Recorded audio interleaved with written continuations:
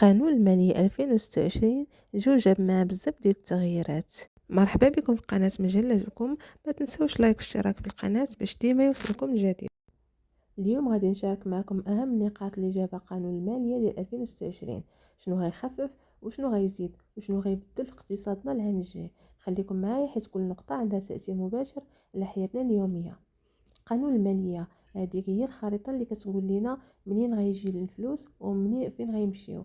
وفي 2026 الدولة مركزة على 3 الأهداف اللي كبار. الدولة باغا تخفف الضغط على المواطن ضد الغلاء وتدعم الاستثمار والمقاولات باش يتحرك السوق، وكذلك باغا تمول الصحة والتعليم والحماية الاجتماعية اللي كتزيد عليهم الطلب كل عام. يعني كاين توجه واضح اللي هو ارتياح شوية في الأجور وتحفيز للمشاريع وكذلك تحسين الخدمات العمومية. كاين تحفيزات ضريبية، منهم إعفاء الشركات الرياضية لمدة 5 سنوات.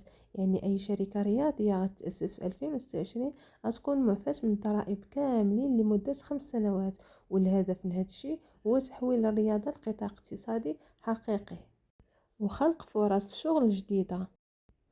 كاين تخفيضات على الضريبة على الدخل. فئات من الطبقة المتوسطة غتحس بواحد الفرق في الأجر بسبب تخفيض في الضريبة ورفع الخصم العائلي وكذلك تحسين الوضع الضريبي للموظفين. وهذا القرار راه مهم بزاف للناس اللي متضررين من ارتفاع الأسعار. ثالث حاجة هو دعم المقاولات الصغيرة والمهن الحرة. في 2026 غادي تكون سنة مريحة لهذه الفئات. غيكون تخفيض الضرائب على المداخيل المهنية والتسهيلات في التصاريح ونقص في الإجراءات اللي كانت معطلة المشاريع. بمعنى أصح اللي عنده مشروع صغير او كيخدم حر غيكون عنده نفس اطول.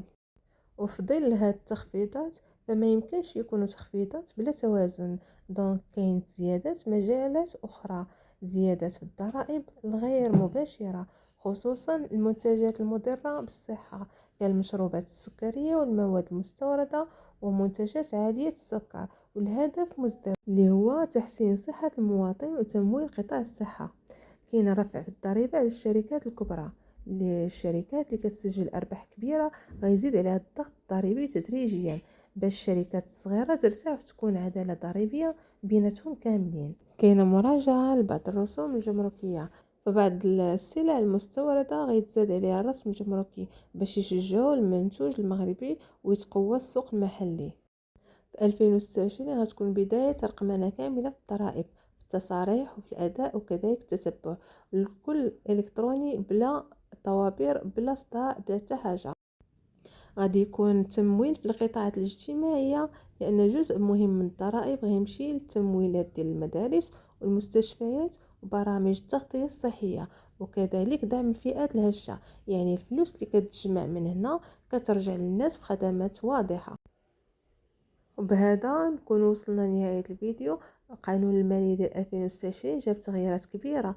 كاين اللي غيتحسن الوضع ديالو وكاين اللي غيزيد عليه الضغط، ولكن الهدف النهائي هو خلق توازن جديد في الاقتصاد المغربي. الى عجبكم الشرح وبغيتوا فيديوهات اكثر على المواد الاقتصاديه والقوانين الجديده ما تنساوش لايك واشتراك في القناه وخليوا لي ارائكم في التعليقات. شكرا لكم والى فيديو جديد.